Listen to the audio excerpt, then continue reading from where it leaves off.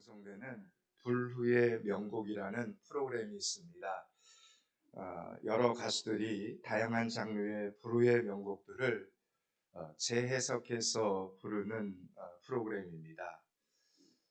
성경에는 베드로의 아주 급한 성질 때문에 깨닫게 되는 불후의 교훈들이 많이 있는데, 오늘 우리가 읽은 이 본문도 베드로의 이빠른 성질 때문에 받게 되는 은혜가 등장합니다. 오늘 본문에서 베드로는 자기가 나는 마음이 굉장히 관대한 사람, 넓은 사람이야 라고 생각을 했습니다. 정말 그럴까요? 여러분이 생각하는 예수님의 수제자 베드로는 어떻습니까? 그는 정말 관대한 사람입니까? 우리는 우리 자신에 대해서는 관대한 평가를 합니다. 그러나 내가 생각하는 자신의 인격이 다른 사람이 느끼는 것과 다를 수 있습니다. 어쩌면 사람들은 우리의 일면만을 보고, 우리의 단면만을 보고 이러쿵저러쿵 평가할 수도 있습니다. 그러나 저와 여러분에게 중요한 것은 우리 자신의 평가나 다른 사람의 평가가 아닌 하나님의 평가가 중요합니다. 하나님께서 나를 어떻게 평가하시는가, 이것이 가장 정확하고도 중요합니다. 오늘 베드로는 예수님에게 형제에게 몇 번이나 용서해야 됩니까? 물어봅니다. 그리고 그는 자기가 한 이 질문에 대하여 7번 정도 용서하면 되지 않겠습니까? 라고 자기가 질문하고 자기가 대답을 하고 있습니다. 오늘 본문 21절을 한 번만 보겠습니다. 21절을 같이 읽습니다. 그때 베드로가 나와 가로되 주여, 형제가 내게 죄를 범하면 몇 번이나 용서해 주리까? 아멘. 그는 한 7번 정도 용서한다면 충분하고도 넘칠 것이다 생각을 했습니다. 그리고 이쯤 되면 이 이야기 들은 예수님께서 자신을 칭찬해 주시리라 기대했습니다. 그런데 예수님께서는 지금 베드로의 생각을 훨씬 뛰어넘는 기준을 제시하십니다. 7번씩 70번이라도 용서해야 된다라고 말합니다. 사실상 이것은 용서에는 끝이 없다라는 것을 말씀하고 계신 장면입니다. 예수님께서는 지금 베드로와 제자들에게 용서에 대한 생각을 넓혀 주시기 위해 많은 빚을 탕감받은 종에 대한 이야기를 해주셨습니다. 지금 그 종은 거액의 빚을 탕감받았으나 자기에게 극히 작은 금액의 빚을 지고 있는 동료에 대해서는 아주 무자비한 요구를 합니다. 그 일로 인하여 주인으로부터 크게 벌을 받는 이야기가 오늘 이 비유 속에 등장하고 있는 것입니다. 이 비유의 말씀은 오늘 성경 전체를 통해서 일관되게 흐르는 한 가지의 정신을 우리에게 보여주는데, 그것은 사람은 용서받기 위해서 용서해야 한다는 것입니다. 우리가 누군가를 용서하지 않고도 평생을 살아갈 수 있습니다. 그러나 누군가를 용서하지 않고 평생을 살아갈 수 있어도 누군가를 용서하지 않고 하나님 앞에 예배자의 삶을 살 수는 없다는 것입니다. 예배에는 하나님의 용서가 흐르고 있기 때문입니다. 성경은 언제나 우리에게 용서해야 용서받는다라고 말씀하고 있습니다. 지금 우리는 하나님의 용서가 있는 예배, 사죄의 은총을 누리는 예배를 드리고 있습니까? 아니면 그렇지 못합니까? 그것은 우리들 스스로가 알 수 있습니다. 우리들의 마음속에 용서하지 못하는 사람이 여전히 있다면 우리들은 지금 사죄의 은총을 제대로 받지 못하는 예배의 자리에 앉아 있는 것입니다. 이것은 참으로 답답한 일이요, 더 나아가서는 무서운 일이 됩니다. 성경에서 용서를 받지 못하는 것이 얼마나 무서운가를 제대로 인식한 사람은 모세라고 하는 사람입니다. 이스라엘 백성들의 최초의 예배는 자신들이 직접 하나님 앞에 예물을 가지고 나아가는 예배였습니다.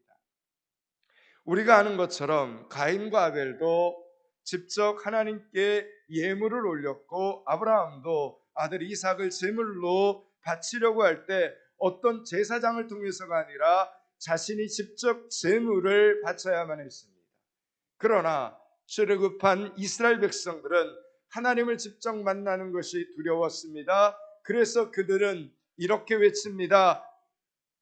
모세에게 이르되 당신이 우리에게 말씀하소서 우리가 들으리이다. 하나님이 우리에게 말씀하시지 말게 하소서 우리가 죽을까 하노라 라고 말합니다. 그래서 백성들은 멀리 서 있고 모세가 하나님께 대신 가까이 나아갑니다. 모세는 하나님과 백성들 사이에 중재자가 되었습니다. 그러나 인간의 마음은 언제나 자기 편한 대로 변덕을 부리는 게 인간의 마음입니다. 자기 입으로 했던 말들도 그냥 자기 편한 대로 고치고 자기 멋대로 해석하는 경향을 가지고 있습니다. 광야에서 고라와 다단과 아비람이 250명의 족장들과 함께 당을 짓고 모세에게 반역하면서 이렇게 주장합니다. 모든 이스라엘 백성들이 다 거룩한데, 여러분 조금 전에는 모세에게 이르되 당신이 우리에게 말씀하소서, 하나님이 우리에게 말씀하지 말게 하소서, 두렵다고. 그런데 모든 이스라엘 백성들이 다 거룩한데 왜 모세와 아론만 이스라엘 총회 위에 높은 자리에 앉아 있느냐, 이러는 것입니다. 이것이 불만이었습니다. 그러면서 하나님 앞에 누구나 제사를 드릴 수 있도록 제사를 가지고 하나님 앞에 시험을 해보자라고 이야기를 했습니다. 저는 이 장면을 보면서 이렇게 돌려 말하지 말고 좀 더 솔직하게 말했으면 어떨까 하는 생각을 해봅니다. 만약 이들이 모세에게 나아가 그때는 우리가 하나님이 두려워서 직접 말씀 듣는 것이 무서웠지만 이제는 그렇지 않다. 그러니 우리가 직접 하나님께 제사를 드릴 수 있으면 좋겠다. 이 문제에 대하여 하나님의 뜻을 좀 여쭤보자 하였다면 이것은 반역이 아니라 의견이 됩니다. 정당한 의견 제출입니다. 충분히 할 수 있는 생각이고 하나님께서는 그에 대한 합당한 대답을 모세를 통해서 이스라엘 백성들에게 들려주셨을 것입니다. 그런데 그들은 솔직하게 말하지 못하였습니다. 여러분, 저들이 그렇게 솔직하지 못했던 이유가 여러분 무엇인지 아십니까? 원수 마귀가 저들 가운데 역사였기 때문입니다. 여러분, 원수는 우리로 하여금, 저와 여러분으로 하여금, 교회 공동체로 하여금 대화로 충분히 풀어갈 수 있는 문제를 죽음으로 몰고 갑니다. 웃으면서 이해할 수 있는 문제를 싸우면서 갈라지게 만듭니다. 싸우게 만들고 오해하게 만들고 갈라지게 만들어서 평생 용서할 수 없는 원수가 되게 하는 것이 바로 여러분 마귀의 역사라는 사실을 기억하셔야 됩니다. 지금 나와 그 사람 사이에 마귀의 역사가 있는 것은 아닌지 분별하는 것이 영적 능력입니다. 모세는 그들과 대화를 하려고 했지만 그들은 더 이상 대화를 거절합니다.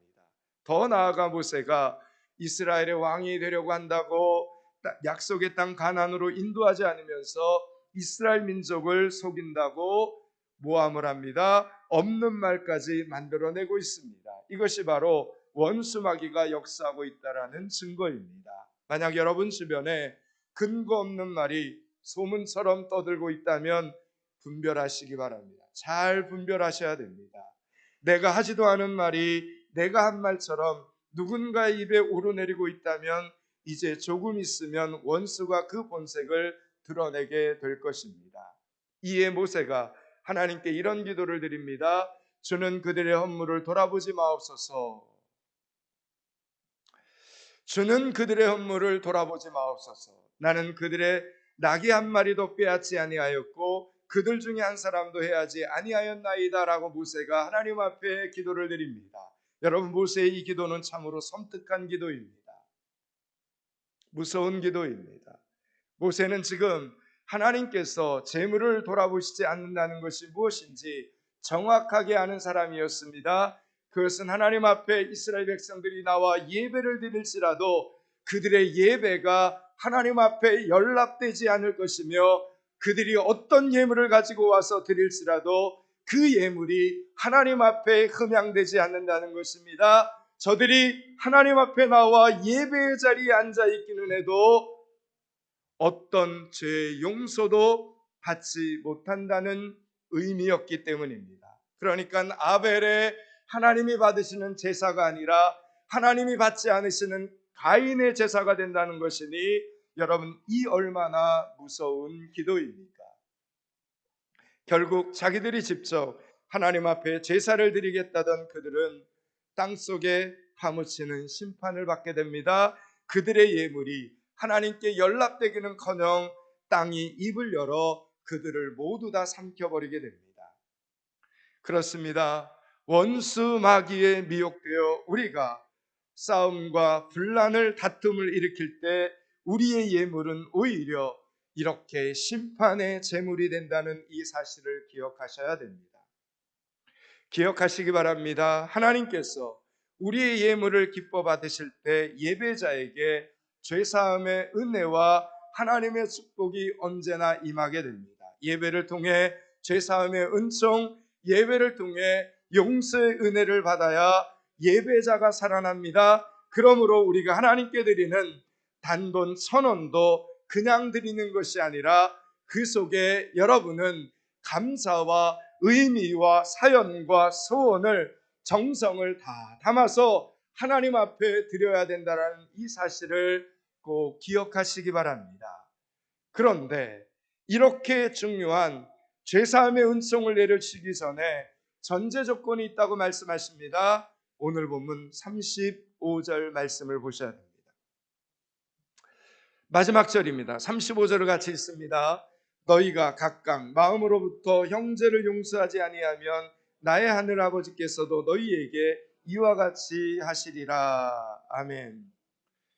여러분, 지금 예수님의 비유에 나오는 종은 종이었다라는 이 사실을 잊지 말아야 됩니다. 23절, 24절을 읽겠습니다.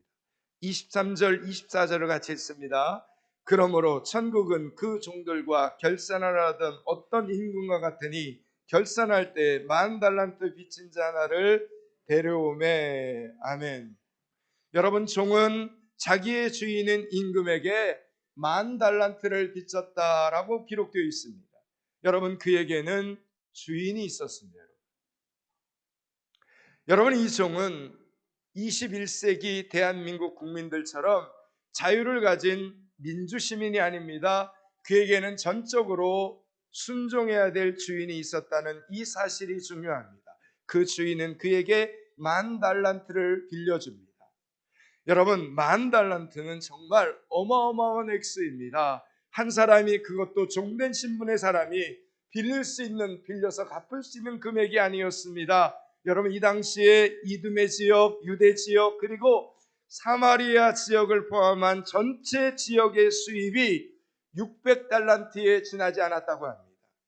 갈릴리와 같은 부유한 지방 전체의 수익도 그 당시에 300달란트밖에 되지 않았습니다. 때문에 이 종이 주인에게 빚진 이 10,000달란트는 평생 절대로 갚을 수 없는, 천국에서나 만져볼 수 있는 어마어마한 금액이었다는 것입니다.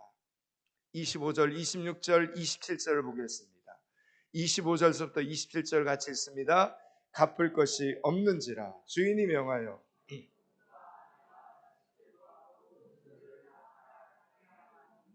그 종이 엎드려 절하며 이르되 내게 참으소서 다 갚으리이다 하거늘 그 종의 주인이 불쌍히 여겨 놓아보내며.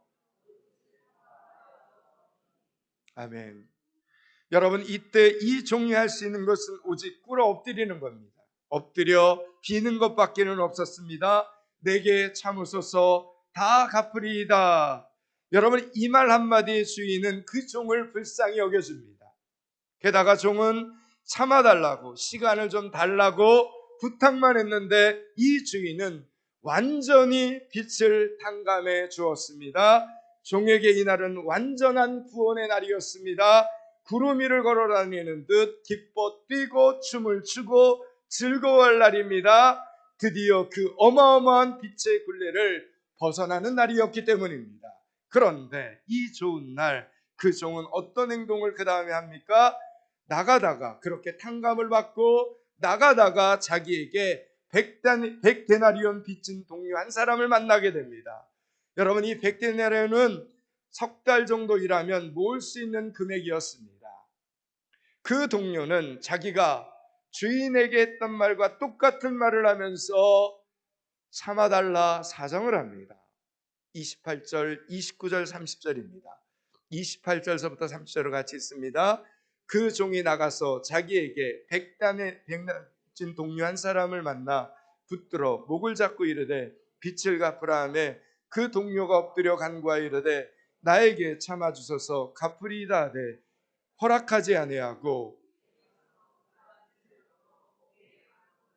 아멘. 여러분 보십시오. 종이 주인에게 간청하여 빚을 탕감받았던 말과 동료가 지금 종에게 자신에게 간청하는 말이 똑같습니다. 주인은 그 말을 듣고 자기를 불쌍히 여겨 10,000달란트라고 하는 그 어마어마한 모든 빚을 탕감해 주었건만 지금 자신은 자기 동료에 대해 무자비했습니다. 전혀 불쌍히 여기지 않습니다. 여러분, 이것이 죄인의 인격이라는 겁니다. 하나님께서는 우리의 눈물과 회개를 보시고 우리를 불쌍히 여겨 용서해 주십니다. 죄를 사해 주십니다. 우리를 그냥 돌려보내지 않으시고 위로와 용기와 은혜를 내려주십니다. 예배의 자리에 온 성도들은 빈손으로 돌아가는 법이 없습니다. 그러나 우리는 하나님 앞에서 용서받았던 그 방법대로 우리에게 용서를 구하는 사람들을 불쌍히 여기지 않습니다. 절대로 용서해 주지 않는 것입니다. 하나님께서는 우리가 그러한 무자비한 사람들이 되기를 오늘 원치 않으십니다. 아니, 우리가 무자비한 행동을 할 때 하나님은 분노하십니다. 31절서부터 34절까지를 읽겠습니다. 31절부터 34절을 같이 읽습니다. 그 동료들이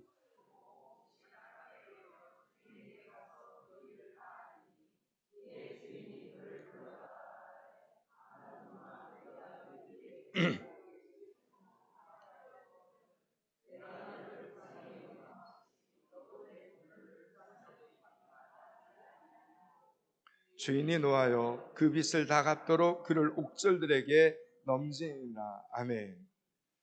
여러분, 오늘 본문을 보시면 이 모든 사실을 아는 또 다른 동료들이 옆에 있었습니다. 동료들은 그 종에게 항의하지 않았습니다. 그 악한 종은 사람의 말로 변화될 사람이 아니라는 것을 이미 동료들도 알았습니다. 그래서 누구에게 찾아갑니까? 오늘 말씀을 보니까 바로 그 종의 주인에게 찾아갑니다. 그리고 그 일을 전부 다 이야기를 합니다. 사랑하는 여러분, 이것이 바로 중보기도입니다. 우리의 중보기도는 이렇게 악한 자를 벌하기도 하고 억울한 자를 도울 수도 있습니다. 우리는 거짓으로 중보기도를 할 수 없습니다. 누구를 모해할 수도 없습니다. 우리의 중보기도를 받으시는 분은 전지전능하신 하나님이시기 때문입니다. 혹시 우리가 누군가를 오해하고 중보기도를 할 때 하나님은 성령님을 통해서 우리로 하여금 바로 알게 하십니다.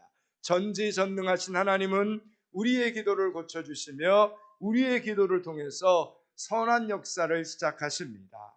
억울한 사람의 입장에서 보면 하나님의 보응은 우리가 원하는 때보다 정말 늦는 것 같습니다. 그러나 하나님은 언제나 우리보다 앞서 역사하시는 하나님이심을 기억하시기 바랍니다. 다만 공평하신 하나님은 한 번 더 기회를 주시는 겁니다.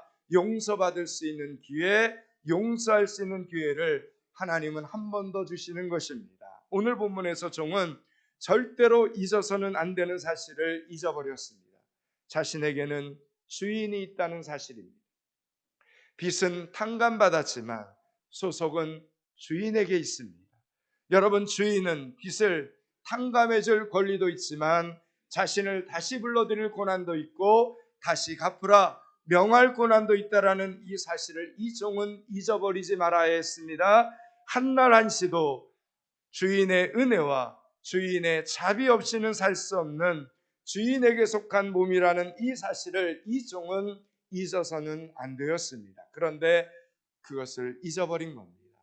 마치 자기가 주인인 것처럼 자기 마음대로 악을 행하고 자기 마음대로 심보를 고약하게 썼습니다. 사람들 사이에서 기세가 등등하여 아무도 자기에게 덤비지 못한다고 생각했겠지만 약한 자들에게는 하나의 통로가 있습니다. 억울하고 힘들 때 하나님께 나와 직구하는 것입니다. 하나님께 나와 기도하는 것입니다. 하나님께 나와 중보하는 것입니다. 오늘도 하나님께서는 약한 자들의 기도를 들어주십니다. 여러분, 이스라엘 민족이 애굽에서 바로 왕의 압제에 시달리면서 하나님 앞에 이스라엘 백성들이 마음을 다해 기도할 때 하나님께서는 저들의 신음소리를 들으시고 그들을 출애굽해 주셨습니다. 아브라함의 아내 사라가 하갈을 학대할 때도 하나님께서는 하갈의 대성통곡을 들어주시고 그 여인에게 살 길을 인도해 주셨습니다. 여러분, 우리나라 대한민국이 일제의 식민 통치하에서 고난을 받으며 눈물 뿌려 기도할 때 하나님께서는 그 기도를 들으시고 일제의 압제하에서 이 민족을 해방시켜 주셨습니다. 사랑하는 여러분, 우리의 머리카락을 세시는 하나님께서는 우리의 눈물방울도 세신다는 이 사실을 기억하시기 바랍니다. 그뿐 아니라 하나님은 우리 동료들의 눈물방울도 세시는 하나님이심을 기억하시기 바랍니다. 그러므로 우리는 우리만 은혜 받고 다른 사람에게는 강팍하게 살아서는 안 됩니다. 우리는 은혜 받은 자로 살아야 합니다. 우리는 용서받은 사람들입니다. 그래서 용서하는 자로 살아야 된다라는 사실입니다. 여기까지가 오늘 본문의 전체 메시지입니다. 이제 말씀을 마치려고 합니다. 사랑하는 여러분, 우리가 열심히 일하고 우리가 열심히 노력해도 잘 안 될 때가 훨씬 더 많습니다. 사람들이 여전히 방해를 하는 것 같고 상황이 얽히고 설켜서 못된 사람 소리를 들을 때가 더 많습니다. 그러나 기억하십시오. 우리의 눈물을 하나님께서 세고 계십니다. 여러분의 마음 속의 눈물, 여러분의 가슴 속의 눈물, 여러분의 어둠 속의 눈물을 하나님은 다 알고 계십니다. 그리고 때가 되면 그 눈물이 진주가 되게 하시는 하나님 아버지를 기대하시기 바랍니다. 때가 되면 그 눈물이 응답이 되게 하시고, 때가 되면 그 눈물이 회복이 되게 하시고, 때가 되면 그 눈물이 부흥이 되게 하시는 그 하나님을 만나는 여러분들이 되시기를 축원합니다. 그러므로 구원받은 하나님의 자녀답게 이번 한 주간에도 사시기 바랍니다. 당당하게 구원받은 하나님의 성도들답게 살아가는 여러분들이 되시기를 축원합니다. 용서받은 만큼 용서를 베풀고 은혜 받은 만큼 은혜를 베푸시기 바랍니다. 사랑받은 만큼 사랑을 베푸시는 여러분들이 되시기를 축원합니다. 그렇게 보미교 예수 믿는 사람들이 있는 여러분 주변에서는 더운 날 얼음 냉수와도 같은 고마움 섬김들이 계속해서 일어날 수 있기를 주님의 이름으로 축원합니다.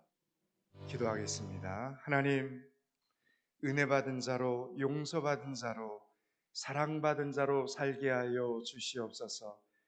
때가 되면 우리의 눈물이 보석이 되게 하시고, 때가 되면 우리의 눈물이 회복이 되게 하시고, 때가 되면 우리의 눈물이 부흥이 되게 하시는 하나님을 만나며 그 하나님을 찬양하며 그 하나님께 감사하는 포항믿음교회 성도들 되게 하여 주시옵소서. 예수 그리스도 이름을 받들어 기도드리옵나이다. 아멘.